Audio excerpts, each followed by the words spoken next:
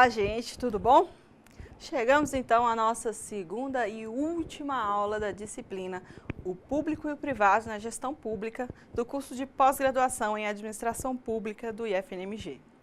Espero que a primeira aula tenha instigado a sua vontade de pesquisar e saber mais sobre os assuntos trabalhados lá. Vamos relembrar um pouquinho?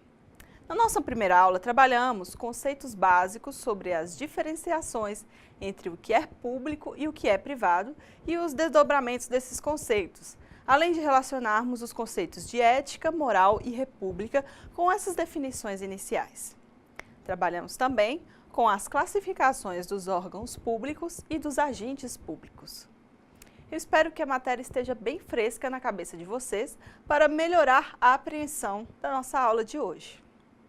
Caso sinta necessidade, assista a aula anterior para relembrar. Bom, agora vamos para o conteúdo da nossa aula de hoje. Trabalharemos com os princípios orientadores da administração pública, poderes e deveres do gestor e os contratos do setor público com os agentes privados. Começamos então com os princípios norteadores da administração pública, beleza? Em todas as áreas do direito, é muito importante estudar os princípios, facilitando a apreensão da matéria, porque já te dá uma ideia do que deve ou não ser feito. Em direito administrativo, nós não temos um código específico e suas regras estão meio que espalhadas na legislação. Aí os princípios assuem especial relevância, já que fundamentam todas as ações do agente público. Todos os poderes devem observar os princípios da administração pública no exercício das atividades administrativas e em todas as esferas do governo. Vamos ver o que diz o artigo 37 da nossa Constituição. Artigo 37.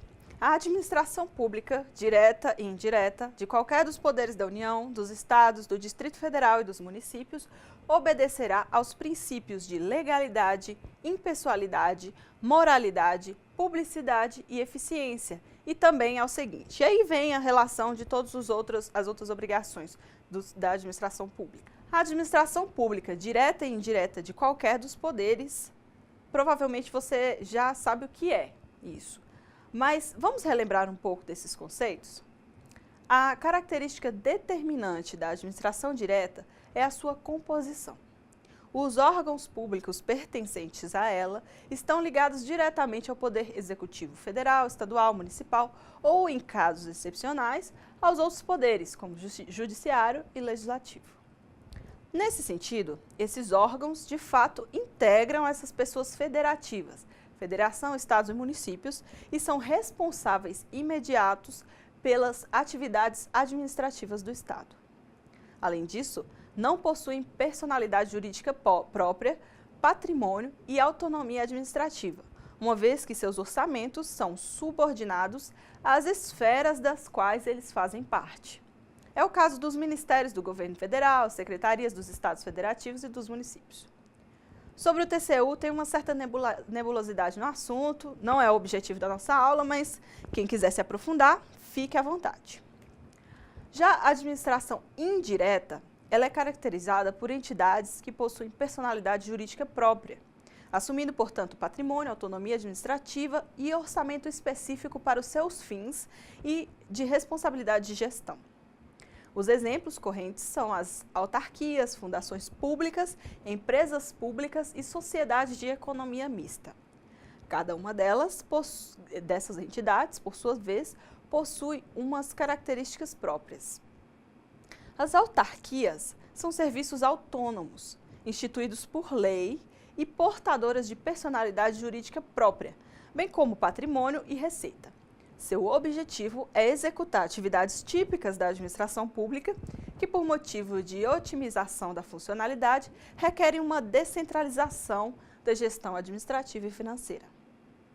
As fundações públicas possuem personalidade jurídica de direito público e não visam lucro e são criadas para o desenvolvimento de atividades que não exijam execução por órgãos ou entidades de direito público. Elas também possuem autonomia administrativa, patrimônio próprio gerido pelos respectivos órgãos de direção e têm sua fonte de financiamento os recursos da União e demais fontes. As empresas públicas são entidades dotadas de personalidade jurídica de direito privado, com patrimônio e capital exclusivo da União, criados para a exploração de atividade econômica que o governo seja levado a exercer por força de contingência ou de conveniência administrativa, podendo revestir-se de qualquer das formas administrativas em direito. Um exemplo disso seria a Caixa Econômica Federal. Por fim, existem as sociedades de economia mista, que são entidades dotadas de personalidade jurídica de direito privado com criação autorizada, ou seja, ela não é criada por lei, mas ela é autorizada por lei para a exploração de atividade econômica sob a forma de sociedade anônima, cujas ações com direito a voto pertençam em sua maioria à União ou à entidade de administração indireta. São, portanto, controladas pelo poder público. O Banco do Brasil e a Petrobras são provavelmente os maiores exemplos no caso brasileiro.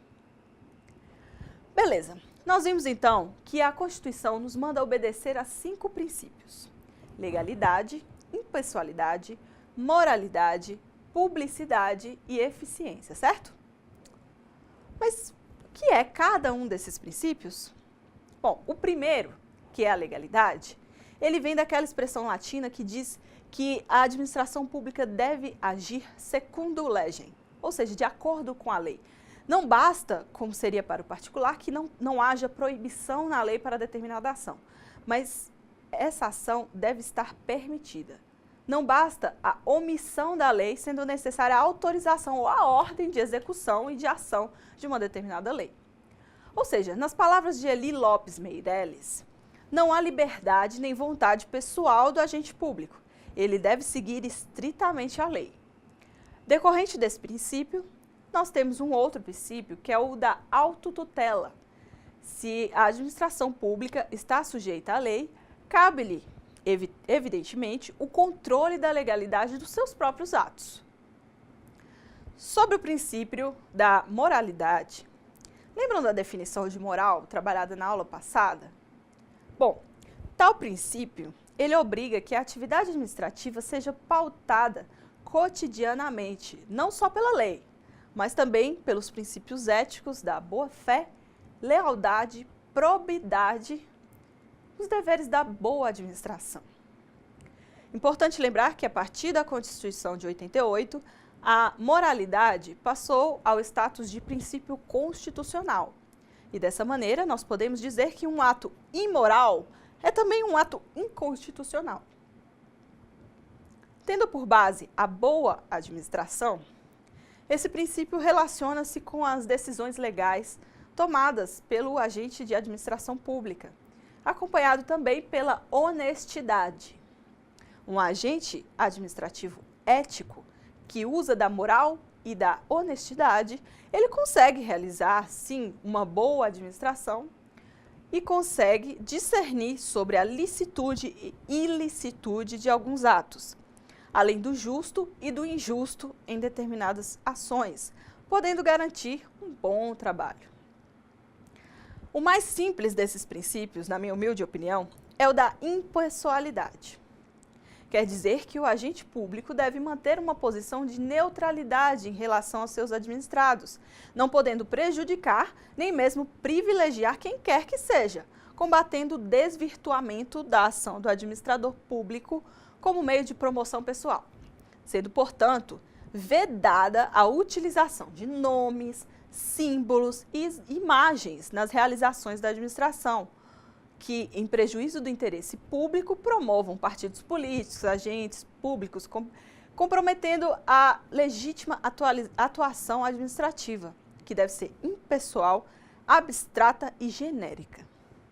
Agora, você pensa aí sobre o que se poderia dizer de repartições públicas que insistem em manter um crucifixo da religião católica em todos os seus estabelecimentos. Eu sou católica, eu respeito todas as religiões, mas eu creio também que todas deveriam se sentir representadas, o que particularmente eu acho difícil, se não impossível. Ou então, não representa nenhuma. A impessoalidade é isso. Um outro exemplo que muita gente acha que não é uma afronta a esse princípio é a ostentação de preferências de qualquer tipo, mas o mais comum é o de time de futebol. Usar uma agenda, um copo, uma bandeirinha do seu time no ambiente de administração pública não é ético e nem impessoal, porque você cria simpatia ou antipatia com o usuário ou com os próprios colegas. E a pessoa poderia sair de lá dizendo que foi mal atendido porque torce para o time tal ou tem tais e tais crenças. Isso não é legal, né? Os agentes públicos devem apresentar à sociedade o que ocorre dentro do Estado, conforme o princípio da publicidade. Mas convém esclarecer que a administração pública tem o dever de dar publicidade, ou seja, conduzir ao conhecimento de terceiros o conteúdo e a exata dimensão do ato administrativo, a fim de facilitar o controle da administração e sua eficácia máxima. Porém, há margem para exceções previstas em lei, em que um sigilo tem que ser mantido e preservado. Por exemplo, quando é necessário, por causa da segurança da sociedade, do Estado, ou no que diz respeito a uma questão pessoal de algum indivíduo. Por exemplo, alguns processos que correm em segredo de justiça é para preservar aquela pessoa. A eficiência foi o último princípio a ser incluído na lista constitucional. Ele diz que a administração pública sempre deverá prezar para que seus atos sejam feitos de maneira mais eficiente possível, usando de modo correto o recurso público e evitando os desperdícios de forma organizada e em permanente atenção aos padrões modernos de gestão, a fim de vencer o peso burocrático para alcançar os melhores resultados na prestação de serviços públicos postos à disposição dos cidadãos, com presteza, perfeição e rendimento funcional. O agente público deve, portanto, procurar a solução que melhor atenda aos interesses da coletividade, aproveitando ao máximo os recursos públicos e evitando os desperdícios. Então, trabalhamos aqui os 5 princípios da administração pública estabelecidos na Constituição. Mas, geralmente, em direito, não se pode ficar satisfeito apenas com o primeiro resultado da pesquisa. Muita pretensão nossa, no nosso formato de arcabouço jurídico, resolver tudo com apenas 5 princípios. Estava muito fácil, né? Algum de vocês já pode ter ouvido falar em outros princípios adicionais. Pois é, nós temos outras legislações, como por exemplo na lei que regula o processo administrativo no âmbito da administração pública federal, a Lei 9.784 de 99. Aí nós temos aqui: a administração pública obedecerá, entre outros, aos princípios da legalidade, finalidade, motivação, razoabilidade, proporcionalidade, moralidade, ampla defesa, contraditório, segurança jurídica, interesse público e eficiência. Ufa, tanta coisa, né? Pois é, aqui nós já vimos legalidade, ok. Já foi trabalhado, é tudo igual. Aí nós temos um outro aqui que é a finalidade. Mas como é isso? Bom, ele vai equivaler ao princípio da legalidade. Na verdade, ele deve ter um fim específico. Depois, nós temos aqui a motivação. Motivação dos atos quer dizer, você tem que mostrar, tem que ser motivado, tem que mostrar na prática as razões que levaram àquela execução, àquela administração proceder daquele modo. Então, é por isso que todas as decisões de juízes, por exemplo, devem vir com justificativa. Então, nós temos razoabilidade e proporcionalidade, que são 2 princípios bem parecidos na questão prática, e tem a ver com a coerência de qualquer lei ou ato administrativo ou decisão jurisdicional. Por esse princípio, a gente vai verificar se as normas do sistema jurídico foram ou não cumpridas. Já o princípio da moralidade, a gente já trabalhou sobre ele. Moralidade, ok. É tudo igual, a gente tem na Constituição. Agora, esses outros princípios que nós temos aqui mais na frente, ampla defesa, contraditório, segurança jurídica, interesse público, eles têm a ver com o tipo da lei que a gente está trabalhando, que é de processo administrativo. Então, ampla defesa e contraditório quer dizer que a pessoa tem o direito de se defender, e o contraditório é a possibilidade das duas partes falarem no processo, cada uma trazendo as suas justificativas, suas provas e tudo mais. E a segurança jurídica tem a ver também com isso, né? Se há uma lei, uma decisão para um lado, se essa decisão não vai se modificar ao longo do tempo, isso traz uma segurança jurídica de que aquilo é o correto.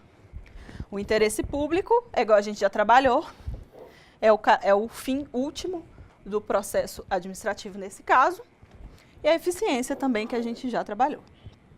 Ok? Na Lei Federal 8666, de 93, além dos princípios mencionados, nós temos uns outros princípios. A licitação destina-se a garantir a observância do princípio constitucional da isonomia, a seleção da proposta mais vantajosa para a administração, a promoção do desenvolvimento sustentável, e será processada e julgada em estrita conformidade com os princípios básicos da legalidade, da impessoalidade, da moralidade, da igualdade, publicidade, probidade administrativa, vinculação ao instrumento convocatório e julgamento objetivo dos que lhes são correlatos. Ou seja, nós temos aqui o que a gente trabalhou na aula passada, isonomia, que é o tratamento igualitário, né, para poder que todas as pessoas ou empresas que queiram contratar com a administração pública, que é o caso dessa lei aqui, todas as pessoas que queiram contratar com a administração pública tenham direito de tentar essa contratação. E ela vai ser processada e julgada pelos princípios básicos da legalidade, nós já trabalhamos, impessoalidade também, beleza. Moralidade, eu acho que esse aqui seria o mais importante. A igualdade, que seria muito parecido com o princípio da isonomia. Ele vai tratar de forma igual. A publicidade, que a gente já trabalhou. Probidade administrativa, que é uma coisa muito parecida com a moralidade. Eles estão dentro da mesma esfera, que é da ética. A vinculação a instrumento convocatório, isso tem a ver com a própria contratação os contratos administrativos têm que ser vinculados, não pode se mudar o edital porque a proposta é diferente. E o julgamento objetivo dos que lhes são correlatos, ou seja, você tem que julgar objetivamente as empresas que tentaram aquele contrato com a administração pública. Não se pode utilizar nenhuma característica pessoal para justificar a aprovação ou desaprovação daquela empresa. Esses são só alguns exemplos. A questão dos princípios da administração pública, ela vai depender do assunto tratado, mas os constitucionais que vimos hoje são os basilares, dos quais decorrem todos os outros. Lembramos aqui que o princípio da supremacia do interesse público é o que deve prevalecer sempre na administração pública. Nós vimos muitos princípios importantes. Portanto, eu gostaria que você pesquisasse para complementar os seus conhecimentos. Compartilhe com seus colegas e, se houver alguma dúvida, nós estamos aqui para ajudar. Passemos agora para o nosso próximo assunto, que são os contratos administrativos. Contrato administrativo é todo e qualquer ajuste entre órgãos ou entidades da administração pública e particulares em que há um acordo de vontade para a formação de vínculo e a estipulação de obrigações recíprocas. Creio que até aí você já deve ter ouvido falar e deve saber um pouco. Obviamente, os contratos devem estabelecer com clareza e precisão as condições de sua execução e são expressas em cláusulas que definam os direitos, obrigações e responsabilidades das partes, em conformidade com os termos da licitação e da proposta que se vinculam. Lembra daquele princípio lá? Entretanto, trabalharemos aqui um pouco sobre os princípios do contrato administrativo, uma vez que o objetivo da disciplina não é torná-lo expert em compras e contratos. Até porque muitos aí já devem ser melhores que eu nesse caso. O contrato administrativo tem as seguintes características. Ele é consensual, formal, oneroso, comutativo e intuito personae. É formal porque ele deve ser formulado por escrito nos termos previstos em lei. Oneroso porque tem uma remuneração relativa à contraprestação do objeto do contrato. Comutativo é porque são as partes do contrato compensadas reciprocamente. E o intuito personae consiste na exigência para a execução do objeto pelo próprio contratado, ou seja, a empresa não pode contratar outra para executar aquele serviço que ela ganhou. Bem parecido com qualquer contrato privado, não é verdade? Todavia, o que distingue o contrato administrativo do privado é a supremacia do interesse público sobre o particular. Tá vendo como é que é importante? Isso permite ao Estado ter certos benefícios sobre o particular, o que não existe em contrato privado. No contrato privado, os dois são iguais, né? Esses benefícios ou peculiaridades, eles são denominados pela doutrina de cláusulas exorbitantes e são previstas nos contratos administrativos de forma explícita ou implícita. Vejamos então quais são as principais cláusulas exorbitantes. Essas cláusulas estão presentes no artigo 66 da Lei 8666 de 93.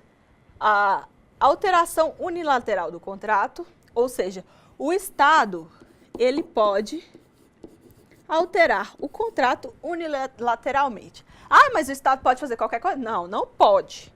Ele tem que seguir o que a lei manda. Nós já falamos sobre esse princípio. E ele deve também manter, nesse caso de alteração do contrato, o equilíbrio financeiro. Ou seja, se a pessoa tem uma proposta, né, que aquela empresa pode cumprir, o Estado não pode unilateralmente mudar o contrato, alterando ali aquela relação de igualdade. O Estado também pode reajustar os preços de acordo com o mercado. Se houver, por exemplo, se o contrato demorou para ser cumprido, alguma coisa do tipo, o Estado pode reajustar de acordo com a atualização monetária e de mercado. A exceção de contrato não cumprido, isso quer dizer que a empresa deve cumprir o contrato mesmo se houver alguma cláusula que não foi cumprida. Ou seja, ela não pode simplesmente largar para lá se ela não conseguiu cumprir. Ela deve cumprir até o final, porque o interesse público é o que prevalece. O Estado também exerce o controle do contrato. Ou seja, nós temos os fiscais,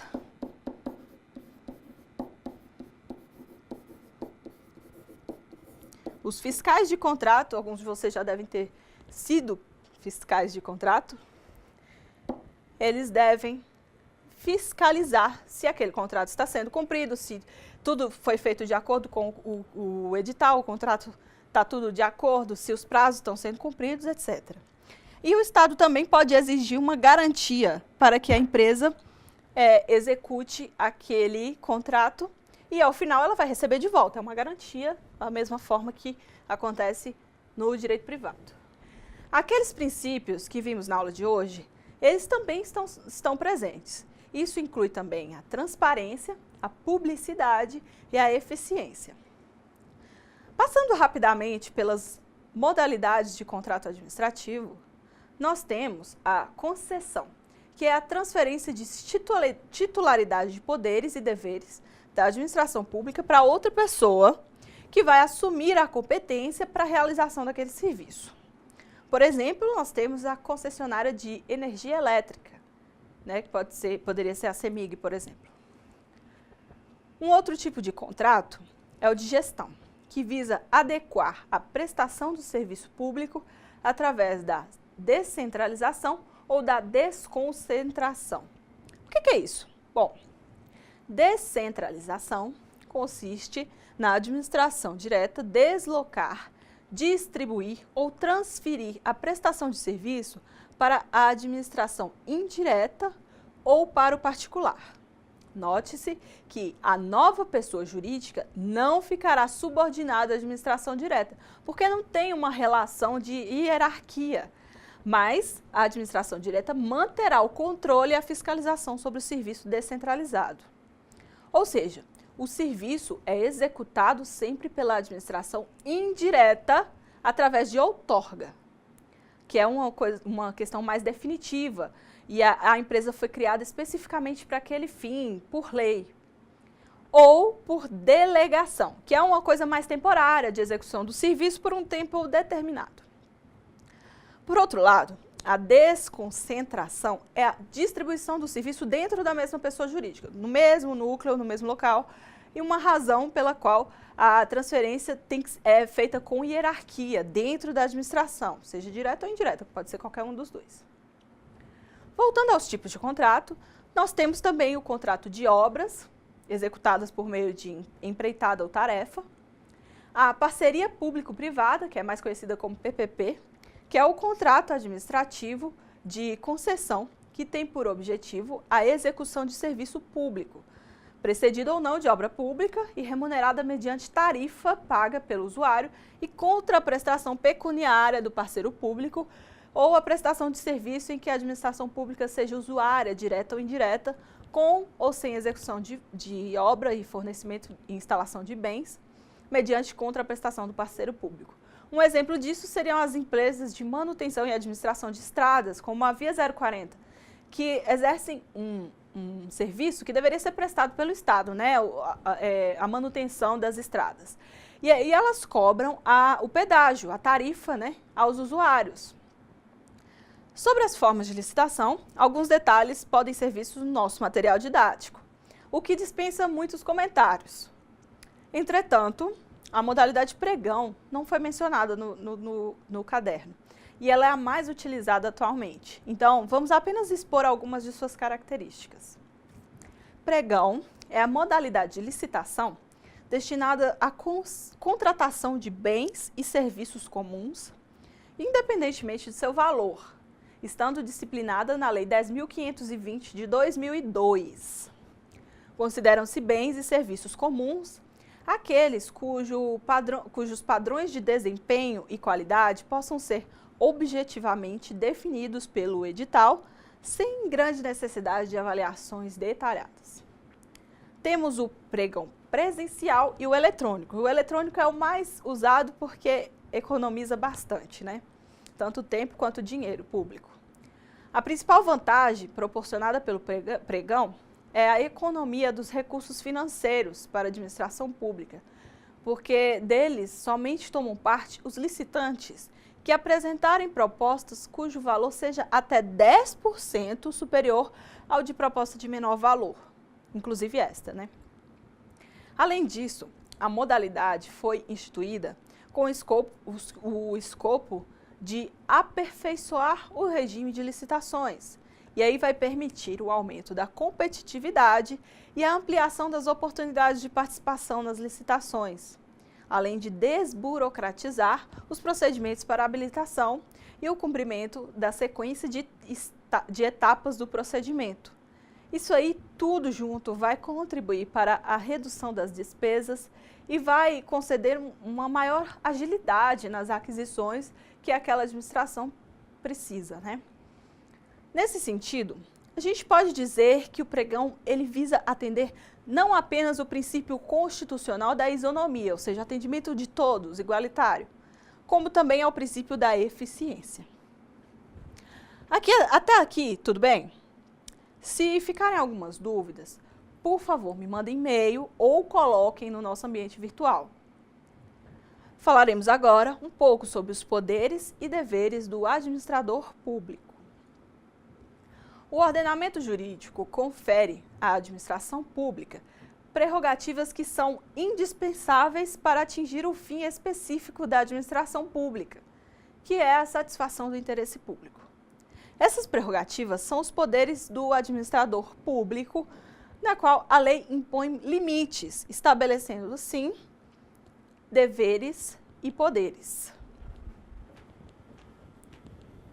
Nós temos, então, os deveres e poderes do administrador público. Os deveres, o poder dever, que é um poder e um dever de agir, ou seja, ele deve e ele pode agir. Ele tem o dever de eficiência, de probidade, que tem a ver com moral, que a gente trabalhou na outra aula. O dever de prestar contas, que tem a ver com publicidade. E ele tem os poderes, que é o vinculado, ou seja, ele deve agir conforme a lei estabelece. O discricionário é quando ele tem uma certa autonomia para poder decidir. E nesse caso, ele deve obedecer à conveniência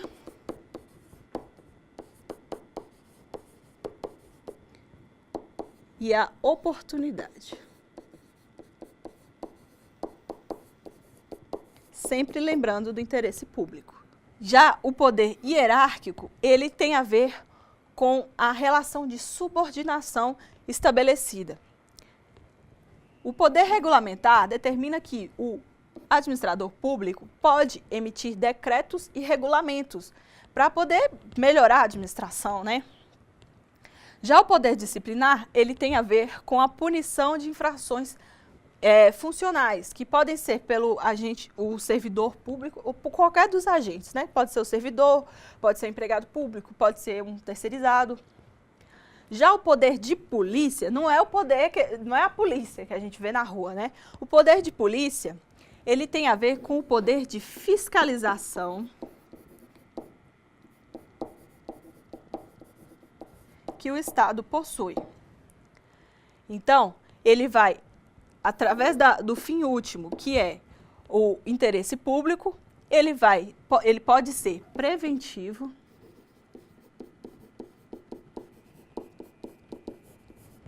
repressivo, nossa senhora, preventivo, repressivo, nossa, quase que não sai, e finalizatório.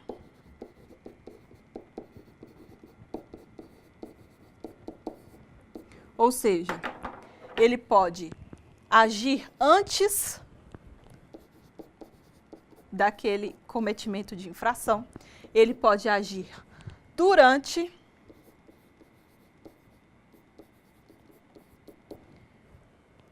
ou para finalizar uma ação que seria após a execução dessa ação. Tudo isso com o fim da melhoria do interesse público. Todos esses deveres e poderes têm o objetivo de melhorar o atendimento ao interesse público, dando instrumentos para que o Estado, através do gestor público, consiga alcançar os resultados satisfatórios à população. Entretanto, nem sempre o Estado consegue cumprir tudo o que seria da sua alçada. Aí, além das parcerias e contratos, outros tipos de sociedade podem prestar alguns serviços, já que tem uma redução, hoje em dia, né, nós temos uma redução da credibilidade do Estado como provedor de todos os serviços. Sendo assim, surgiu o terceiro setor. Bom, o primeiro setor é representado pelo poder público, beleza. O segundo são as empresas privadas. Mas o que é o terceiro? Bom, o terceiro é composto por associações e fundações que geram bens e serviços públicos, mas sem fins lucrativos, e aí elas vão suprir as falhas deixadas pelo Estado. É uma junção do setor público com o setor privado, ou seja, dinheiro privado para fins públicos. Mas isso não significa que o poder público não possa e nem precise destinar verbas ao terceiro setor. Afinal, sua função é promover a solidariedade social. As organizações que fazem parte desse setor são criadas pela participação voluntária, realizando práticas de caridade, filantropia, proteção à natureza e diversos trabalhos com o intuito de alcançar objetivos sociais e públicos, como atendimento médico, campanhas educacionais, eventos culturais e muitas outras atividades que melhorem a qualidade de vida da população. Mas não se iluda, o terceiro setor não pode ser substituto da função do Estado. Ele é apenas uma complementação, um auxílio na resolução de tantos problemas presentes na sociedade. E é uma alternativa eficiente e democrática. Toda essa parceria com a sociedade permite a ampliação e a mobilização de recursos para iniciativas de interesse público. Geralmente, são representadas pelas ONGs, organizações não governamentais, e OCIPs, que são organizações da sociedade civil de interesse público. Mas as duas classificações não são a mesma coisa. Uma OCIP, além de não buscar o lucro contábil, como qualquer organização pertencente ao terceiro setor, ela possui o reconhecimento de um ou mais organismos públicos, como a prefeitura, o Estado, a federação. De um modo geral, toda e qualquer entidade privada que exerça atividades intermediárias entre a sociedade e o Estado, sem objetivo de lucro, poderá ser uma organização não governamental, a qual pode ter ou não a qualificação de OCIP. Ressaltamos também que ninguém abre uma OCIP, mas sim pode solicitar o reconhecimento junto ao Ministério da Justiça, desde que atenda às previsões legais para a obtenção da qualificação. E você, conhece alguma ONG ou OCIP? Já está inteirado sobre os princípios da administração pública e sobre os contratos administrativos? Pesquise mais sobre os assuntos trabalhados aqui e mostre aos colegas a sua opinião para melhorar a discussão do fórum e incrementar o debate geral sobre o assunto. Se tiver ficado alguma coisinha com algum erro, que você não concorde, leve a discussão para a nossa sala virtual. O aprendizado fica muito melhor assim. Qualquer dúvida, estamos à disposição. Chegamos então ao final do nosso conteúdo programático. Espero que tenha sido de grande valia para o seu conhecimento e pensamento crítico sobre a administração pública. Muito obrigada, sucesso e até a próxima!